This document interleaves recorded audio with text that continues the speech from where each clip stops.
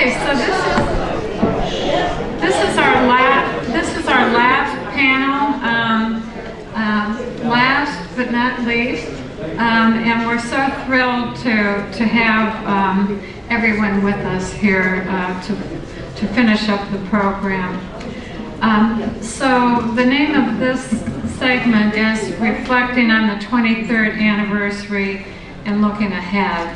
And so I have just an incredible group of dedicated individuals that are working on a lot of different issues and a lot of different projects. And so I'm going to introduce everyone. You know all of them.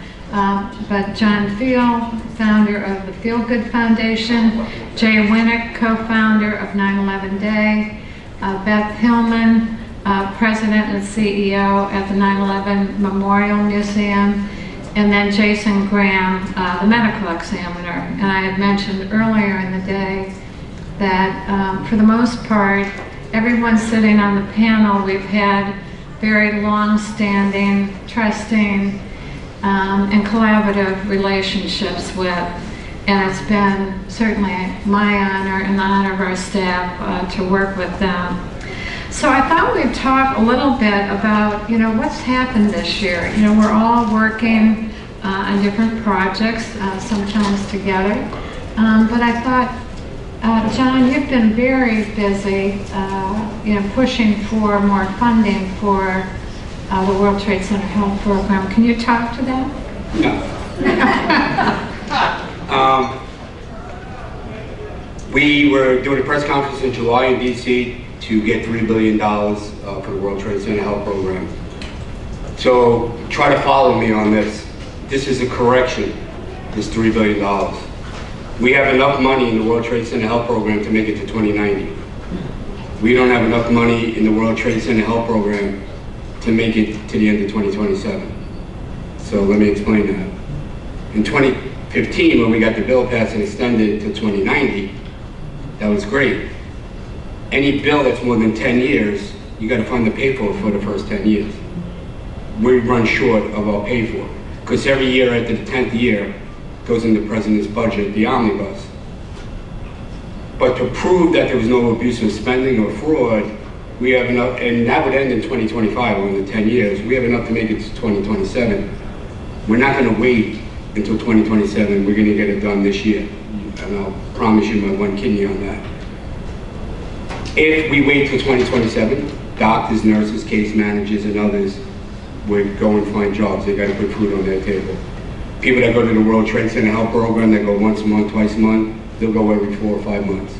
The medications that you get mailed, instead of once a month, twice a month, it'll be every 3, 4, 5 months until they run out of money. We're not going to wait till the end of 2027. We're going to fix this. And they could have did this last year when we asked for $2.3 billion. They only gave us $700 million.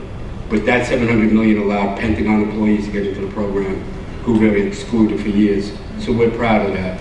But this year, we'll get the $3 billion. It will continue to treat and monitor and help 9/11 responders and survivors. The World Trade Center Health Program is a lifeline. There's no other way to put it. It's what's all the individuals who do this for the accolades. It's the World Trade Center Health Program. It's something that is more than needed than any human being, because it is literally saving the lives of 132,000 people. So in 2015, there were 70,000 people in the World Trade Center Health Program. Now there's 132,000 plus. So nobody took into consideration the medical inflation. So here we are fighting again. And in 3 years from now or 5 years from now, they'll come up with another crazy idea why we have to keep going back. But every time we go back, we whip their ass, so I'm cool with it.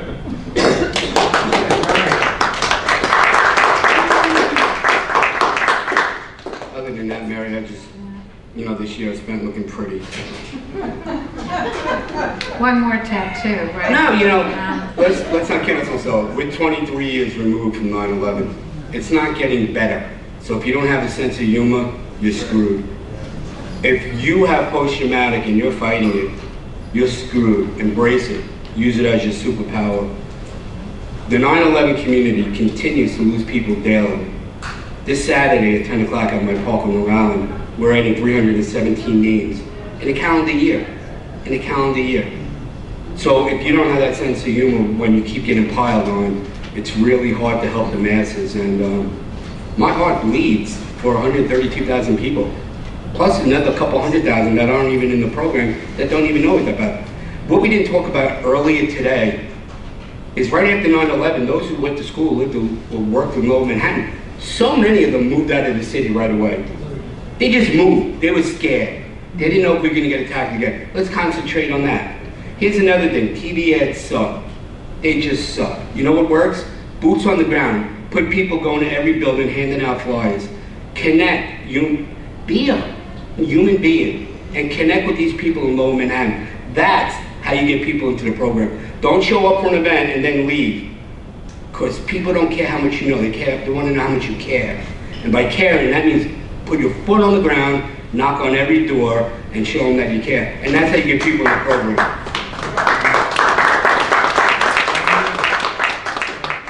Well, and John was a tireless advocate in Washington, and I had the opportunity to go on just a few of the trips. Matt was referring to one trip we were on, and I remember that day. Well, I remember right after 9/11 stopping by St. Paul's Chapel, because that's where the responders were resting, and I asked if I could go in and leave them a note, because as a family member, I just was so grateful for the work that they were doing and trying to find, and then of course working with a medical examiner, identify our loved ones' remains.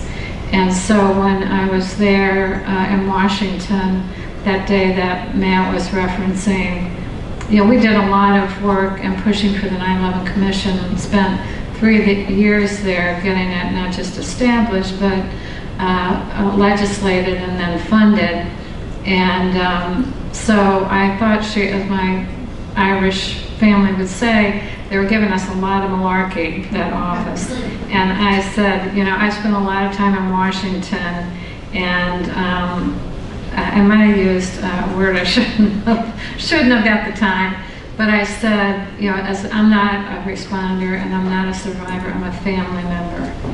And these people that worked and were exposed to these toxins, this has to be legislated, because they need help. And they are suffering the consequences of someone telling them that the air was okay down there, when in fact it wasn't. So I don't want to hear this. I think I used another word, but I'll say it. well, I guess I said bullshit, but something like that. But anyway, it was. Can I just add one more thing, and before Jay goes, and I'll stop talking. I'm a failure. Mary, you do great work. Voices does great work. Tuesday Children does great work. World Trade Center Health Program does great work. BCF does great work. The law firms do great work. But they're all failures. They'll tell you that they're doing great. Oh, we just got this person that claim. Oh, we just got this person healed from cancer. I built a park on Long Island. That wall is my baby. But that wall is a reminder that I'm a failure. I'm a failure. And if I'm a failure in the 9/11 community, everybody is failure. I'm not singling anybody out, but it took us too long to get legislation passed. It took us too long to get people into the World Trade Center Health Program. It took too long for the VCF to take these claims and file them faster. We could have prevented deaths. We could have saved lives. So when we jump up and down and say we've done something amazingly great, look at it from a different angle and just admit we're all failures, because tens of thousands of people rely on us. How does anybody take comfort and joy knowing that the person you're sitting across from, that you could have helped sooner, is going to die when they could have been saved? So we've all failed. And don't get me wrong, every one of them has done amazing, great work. What they're given. And we were given no chance to succeed. Nobody said sorry at the 9/11 to us. If you can name one person that said sorry, I'll eat my hat. Nobody said sorry. Sorry for lying to you that made you guys sick. But what they did was create the World Trade Center Health Program. Now follow this. They put the World Trade Center Help Program on a stick. We had to chase, like a carrot on a stick, our own apology for 2 fucking decades. Are you kidding me? How are we not failures? So, when somebody says they take this personally, take this more personally than me. I've been to 212 funerals. I get emails and text messages every day of the pain and the anguish and the suffering. Law firms, they get a client who's pissed off. The doctors in the World Trade Center Health Program, they get clients that are pissed off. We need to have conversations. We don't want to be talked down to. We don't want to be talked at. We want conversation. It's really good when other people are brave. You know, I'm flawed. You're flawed. You are flawed. But here's the thing, when you're flawed and you show people that you're vulnerable, and you show people that you have flaws and you're exposed, it allows others to come forward to show them that they're flawed. And it allows you to collaborate on projects like this, on days like this, on the things that we do at the museum. That's how things get done, where I don't have to say we're failures. I'm good for now. Not you. You are not a failure. Maybe the red tape is a failure. Thank you, but I'm a failure. I'm a right. So you did talk about giving back, and Jay, you're such a great example of that, and the passage of 9/11 Day of Service and Remembrance. What's this? Talk a little bit about how that has evolved over time. Sure. Thank you, Mary. You able to hear me all right? Yeah. Yeah. I'm at least as much a failure as John with this great work.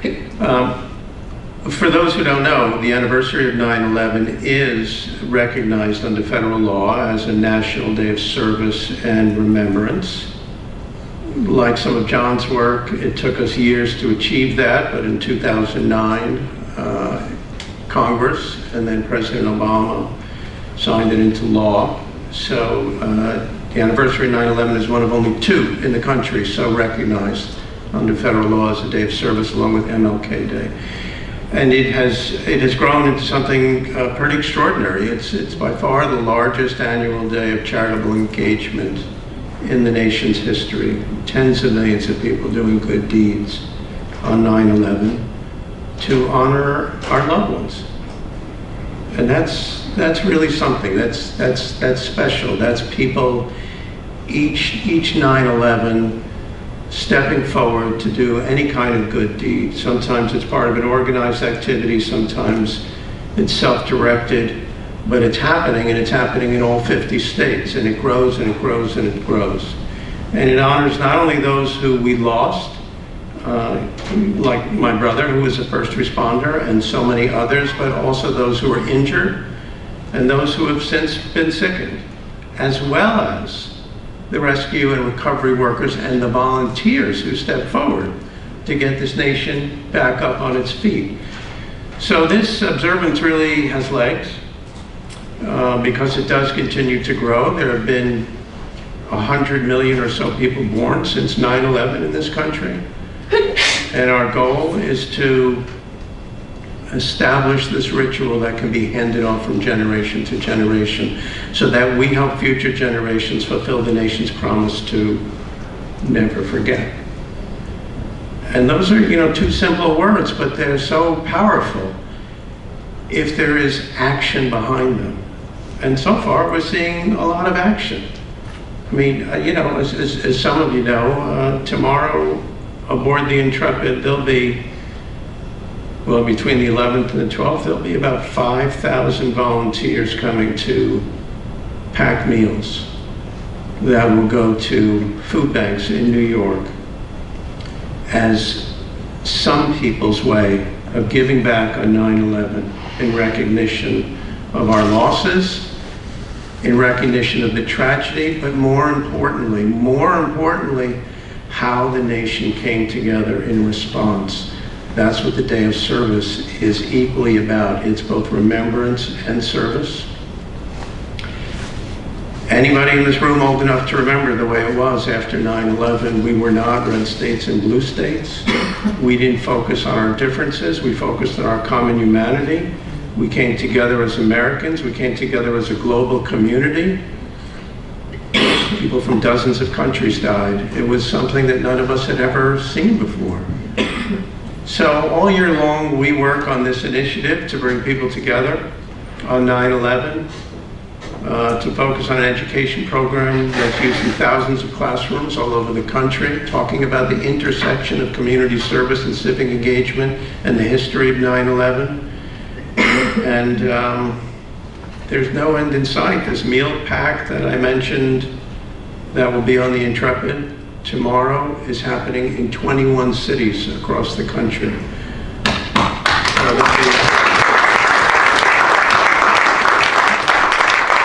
Volunteers packing 8.6 million meals tomorrow that will go to food banks in those cities to help those who are at risk of hunger. So we feel good about that. And if I can put a little plug in, I know we've talked about it both yesterday and today, but if you haven't already, you need to go into the room down the hallway after this session and make your preparedness bag. Make one for yourself and make one that we'll distribute. And it's been such an honor to be part of, play a small part in the 9/11 Day of Service. So thank you, Jed. Well, Voices has played a significant part for years with us. It's the first time we're doing a service project right here, but you know, I say this all the time with a little bit of reservation, because I don't like to say that there are blessings that have come out of our shared tragedy. But one of the blessings is the people that I have met in the 9/11 community. Because it's an extraordinary collection of people. Brave, resilient, creative, motivated, caring, from every walk of life. But those on this panel and so many others that many of us know, it's really, that has been extraordinary. And so Voices is certainly a big part of that.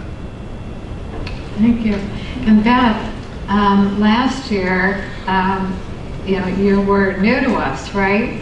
And so I wondered, how has the past year gone for you at the museum? I'm older.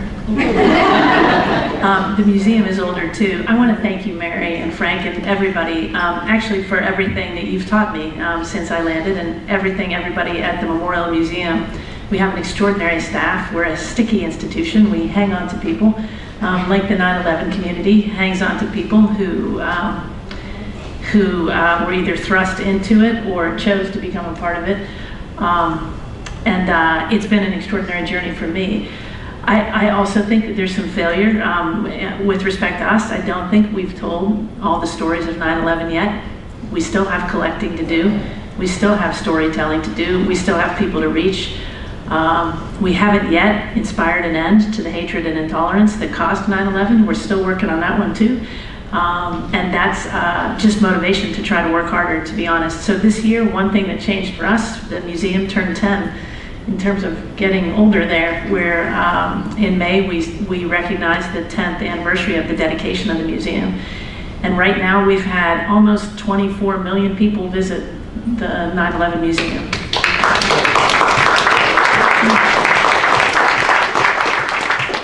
And as we approach the 23rd anniversary tomorrow of 9/11, we've had almost 80 million people visit the memorial since it was dedicated in 2011. Really an extraordinary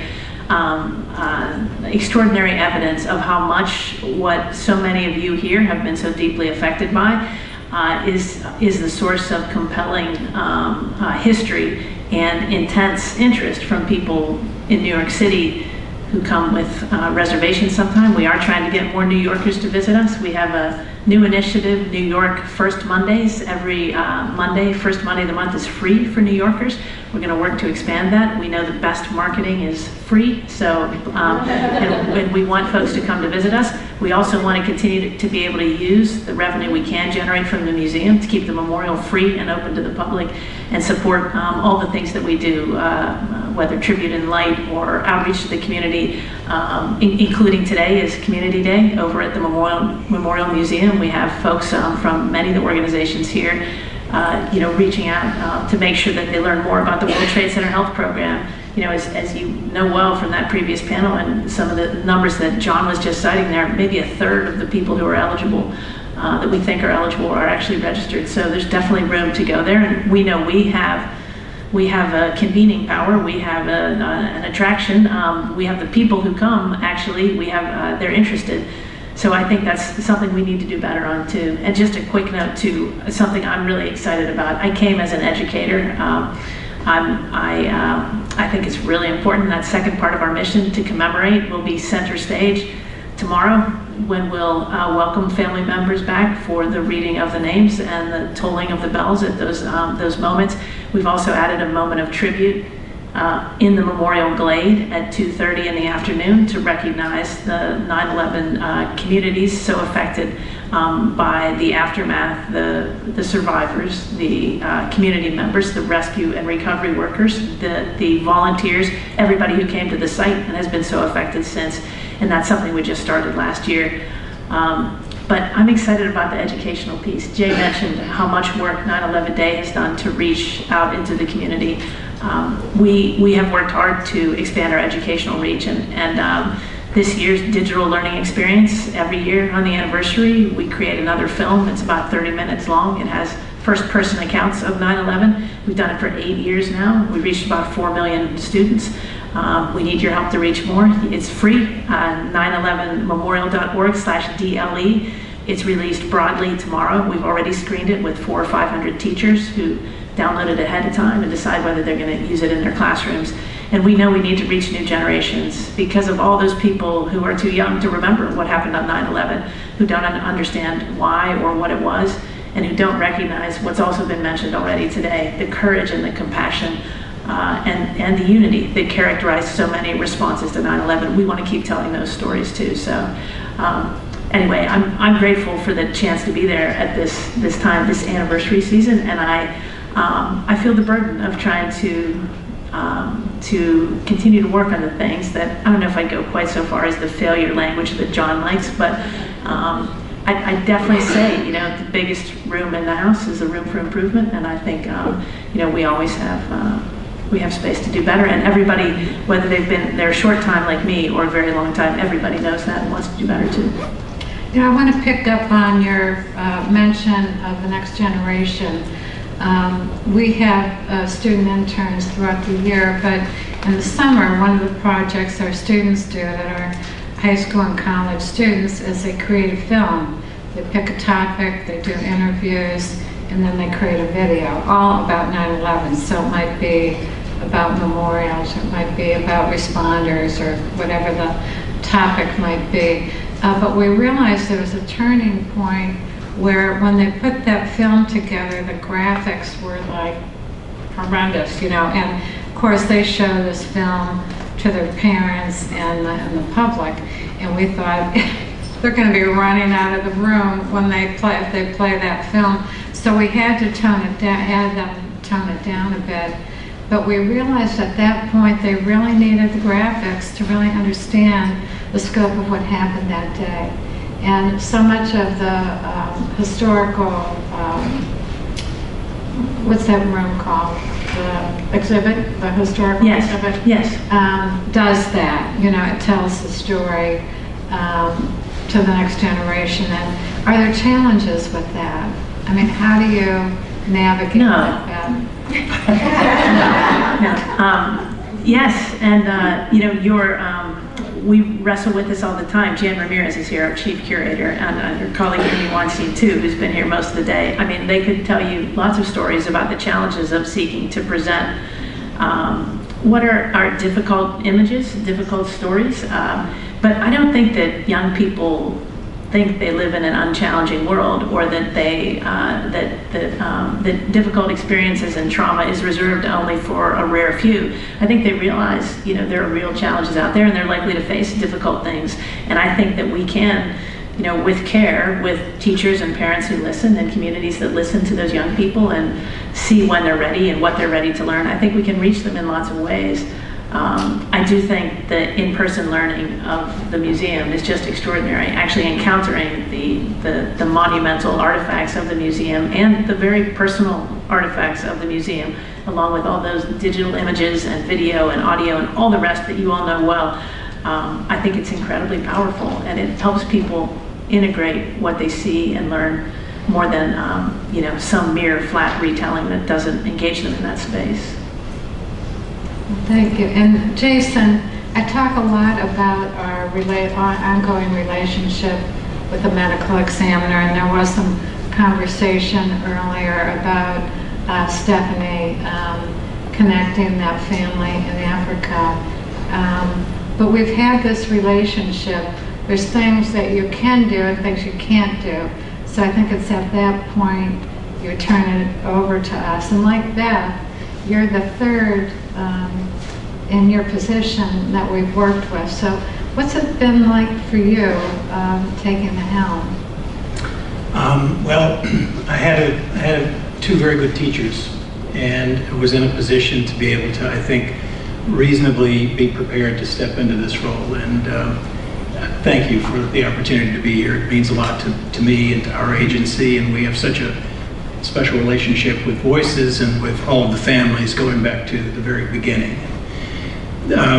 Dr. Hirsch, who hired me in 2006, told me when I joined that the work that's going on in the New York City Office of Chief Medical Examiner around identifying the victims of the 9/11 tragedy is now part of my culture, and it has been for 18 years.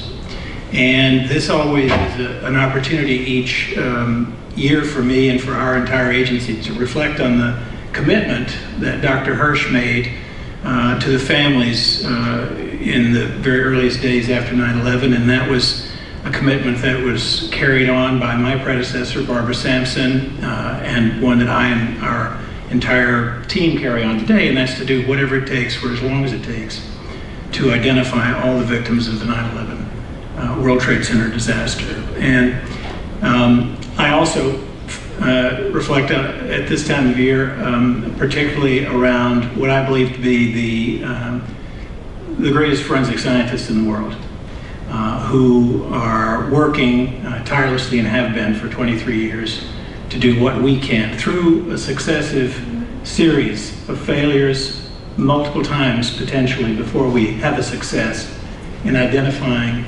someone who was lost that day. And in fact, over the past year, since this meeting last year, we've had the 1,650th person identified, who was someone who was identified for the very first time since 9/11. And that kind of commitment and persistence is something that we carry with us every day. And we'll continue to honor that commitment going forward. Yeah, I always laugh about, having how many people have a relationship with medical examiners. And I think about Dr. Hirsch speaking at it. I think I cried at both events, by the way, speaking at his retirement party, and then speaking at his memorial service. And I just, much like the responders and the work that they did, I just admired him so much and was so thankful for the work that he did on behalf of the families. And I think he deserves a round of applause.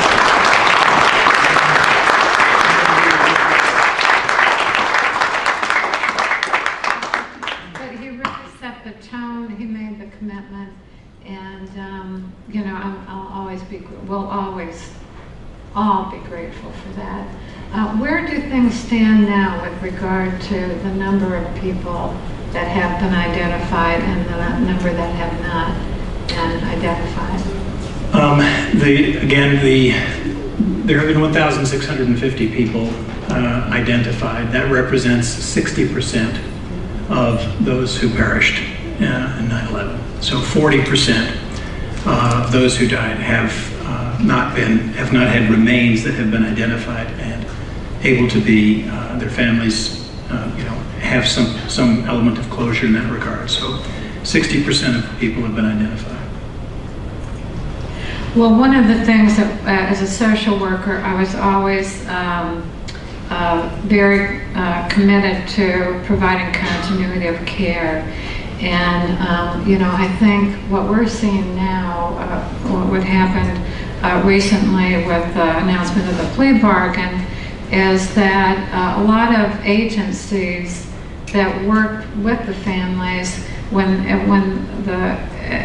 it goes over 23 years and they're not constantly in touch with the families, they really don't even have their contact information. And I know that we've worked with you and Cantor Fitzgerald and others to try to update those contacts, because now we have next of kin that are no longer with us, and it's their children that may not have any idea about identification of remains or whatever the topic is. So how are you dealing with that now? I mean, do you feel like you have a good sense of being able to reach out to families when you need to?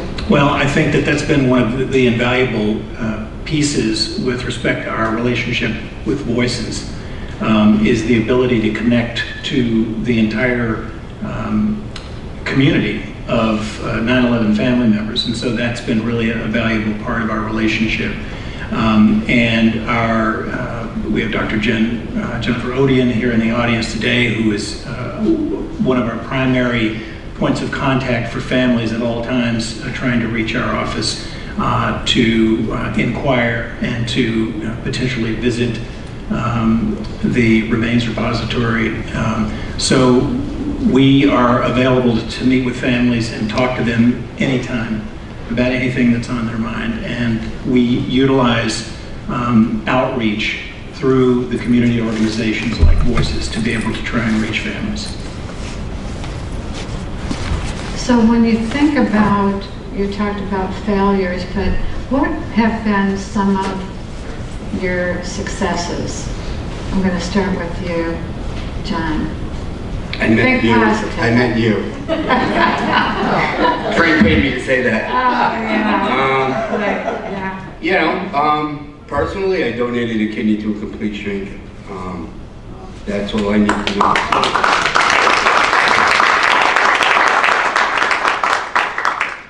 I know person went to my website. He was in EMS from New Jersey. He said, I want to see my son get older, graduate, get married. He's like, can you put my story on your website? And I said, no, you just have my kidney. And then he blasted me with a couple of curses. And 2 weeks later, we met at Columbia Presbyterian. We were compatible. We weren't 100% match. So a few months later, the hospital said if I give it to someone else, make sure he gets another one. Wound up being a 6-person swap on August 30, 2007. But knowing that I did that, I wish I had like 14 more, because so many people have asked me now, how do you do this? How can I get a kidney? Everybody's like, oh, you only got one kidney. Why would you do that when you have kids? I'm never having kids. They're trouble. And they cost money. And all my friends are like, why do you always have money? Because I have no kids. But here's the thing. If you get kidney cancer and I get if we both got kidney disease, we're both in the same boat. You wait online. I go to first in line. So I'm all right with one kidney. My diet hasn't changed in the last 17 years. I'm pretty healthy. But that park is by far the greatest thing I can feel good about. Even though it reminds me of being a failure, I'm all right with failing. Failing brings me back every day. Baseball players make $30 million a year for striking out 12 times in a row. What the heck? I mean, if they get 3 hits out of 10, they're in the Hall of Fame. I passed 19 pieces of legislation. You know, so, you know, if you don't think you're gonna go through life and you're never gonna fail, then you're really gonna be in the mood for awakening when the poop hits the fan. You know, you got to accept failure to propel yourself forward. There's nothing that they could say or do in DC that we haven't heard before.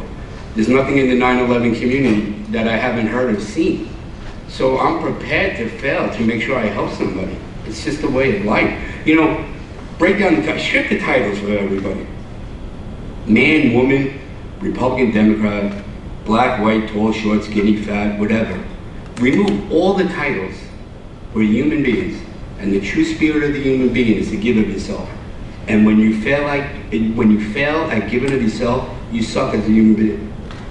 It's that simple. Jay, what do you think has been your greatest accomplishment, or that you felt good about? Besides meeting me. Yeah. Yeah, I was going to have you second, but as long as you're suggesting it, I'll put that in first. I mean, it's been a journey, right? It has been a journey. When we started this, you know, one of this initiative to try to get people to do good deeds on 9/11, to honor our lost loved ones, one of the first things that we did was to meet with Mary and Frank and the Tuesday's Children folks and people who were starting to generate interest in developing a museum and so many of the other initiatives that had started to surface immediately after the attacks. Because we didn't want to assume that we knew the level of appropriateness of trying to create a day of service in honor of our loved ones. You know, I'm a family member. It worked for me, but it didn't mean that it was going to work for the 9/11 community at large. But the reception that we got from really everybody that we met with in the 9/11 community was, if you want to take this on, go for it. We like this idea. And so we were kind of off and running, but the running was like a slow start because we didn't have a plan and we didn't have a budget. And we also, my co-founder and my great friend David Payne, who was the initial thinker of this idea, by the way, we didn't have a staff. We just had what we thought was an appropriate idea and a real yearning to try to make a difference, to honor the day. And so that's what we did. And, you know, we're a couple of PR guys. That's how David and I originally knew each other, working in the public relations industry. So we knew how to get the message out, and we had worked on a variety of causes over the course of our public relations careers that were all worthy and important causes. But this started to be something from the inside. You know, this wasn't doing something for a client. This was something that was part of our lives, and we wanted to make a difference. And so, but it was grassroots in the beginning. You know, it was kind of bold to try to get the country to say, yeah, let's make it a day of service. And by the way, we'll get Congress to do it too. So to see its growth with the help of so many institutions and individuals and leaders and good thinkers, like our friends at the museum and like organizations like John's and Mary and Frank's and so many others. I mean, it was a big community coming together to make this happen. And so I think, Mary, that's the thing. You know, we took a big risk. We put ourselves out there. We said, we're going to try to make this happen and not be afraid of failure. And it's worked out pretty well. I mean, besides all those volunteers I mentioned, there are 500 companies who are supporting those meal packs, those 21 meal packs tomorrow. It may be the largest day of corporate charitable engagement in the nation. I don't know of any other causes that have 500 companies all doing the same thing in the United States. So that's a big deal too, to bring corporate America along, because they have so many employees. And to get those people engaged, that's really impactful too. Our job is to build awareness. Our job is to make sure that millions of people everywhere know this is a day that you pay respect. This is a day that you remember. This is a day where you need to come together as a country and be kind to one another, as we know we're all capable of doing. And I don't mean to preach, but God, here we are 23 years later, and we need a day like that more than ever, given how divided our nation is. I mean, what the hell, I mean, we should be lifting each other up. So, at least on this one day, we use 9/11 to remind people that we're all in this together. So. Both of them do great work, all three of them. I think I do okay work. No matter what we do, in and out every day, 12 hours a day, 18 hours a day, there's somebody that just doesn't like you. Somebody who's going to criticize your work. But we keep doing it. Because one voice doesn't stop the drive that's installed in us to we're not going to make the 9/11 community better, but we can ease their pain. So if somebody wants to be self-promoting and stand up and talk about something other than what's actually happened in front of them, the 9/11 community, there's so many moving parts. The responder community, the survivors, those who lost a loved one, those who lost a loved one after they got sick. There's so many moving, and you're just not going to make everybody happy. And to be so frank about it, I'm not trying. I'm not trying to make everybody happy. I'm trying to help the masses. And I think that's what the museum's doing. I think that's what Jay's doing. To have that many people volunteer, oh my God, we could storm the castle. Well, I think what you're bringing up is a good point about passion and what you're doing. And I wondered, Beth, you're coming from a different perspective as you joined the museum, and have there been any surprises? I mean, how do you get the passion that's needed behind an organization that's new to you?